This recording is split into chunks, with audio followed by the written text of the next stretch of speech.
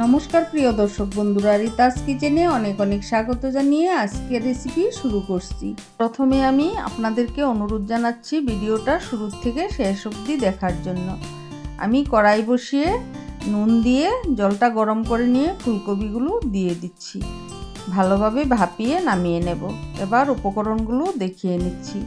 आमी प्रथमे half cup दूध निये तार मध्य दिए दिচ্ছি 1 टीस्पुन पोस्त, 8-10टार मतो काजू दिए दिচ্ছি, 1 टीस्पुनेर मतो मगज। एगुलो आमी दूधेर मध्य भिजिए निচ্ছি। एदिके फुलकपिटा भापानो हये गेছে, एबार आमी नामिয়ে निচ্ছি। एदिके एकटी तड़का पैन बसिए दिलाम, दिए दिচ্ছি 3-4টে एलाच लवंग, दिए दिচ্ছি 1 टुकरो दारुचिनी एवं गोटा जिरे गोटा मौरी एकसाथे लाल लाल करे भेजे नामिয়ে नेब। आज आमी एकटी भिन्न स्वादेर फुलकपिर रेसिपि बानिয়ে देखाबो।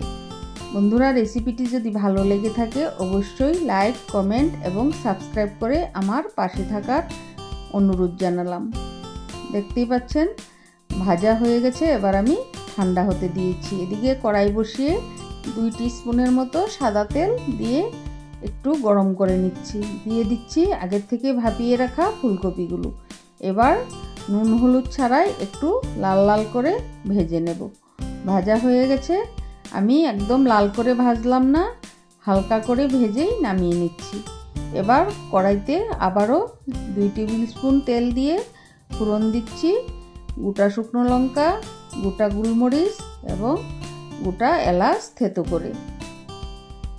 এগুলো একটু ভাজা হয়ে আসলে দিয়ে দিচ্ছি কাঁচা লঙ্কা আদা বাটা।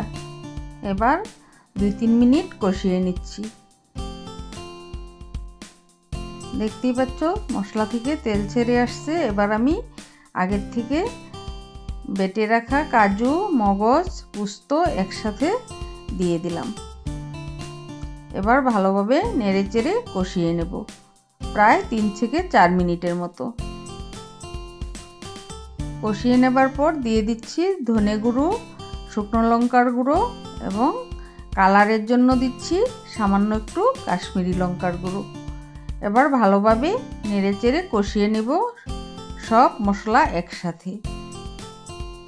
এবারে দিয়ে দিব স্বাদ মতো নুন।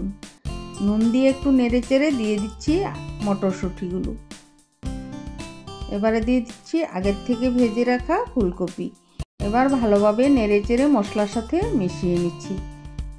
তারপর 3-4 মিনিটের মতো ঢাকা দিয়ে রাখবো। ঢাকনাটা খুলে দিলাম, দেখতেই পাচ্ছ কি সুন্দরভাবে মশলার কালার চলে আসছে। এবার আমি দিয়ে দিলাম 2 টিস্পুন টক দই, দিয়ে দিচ্ছি 7-8টার মতো কিশমিশ। তারপর একটু নেড়েচেড়ে পরিমাণ মতো জল দিয়ে দিলাম। এখানে আমি 1 গ্লাসের মতো জল দিয়েছি, তোমরা চাইলে আরও কম দিতে পারো। তারপর ঢেকে রেখে দিলাম 2-3 মিনিটের মতো। এবার ঢাকনা খুলে সেই হোমমেড মশলাটা দিয়ে দিলাম।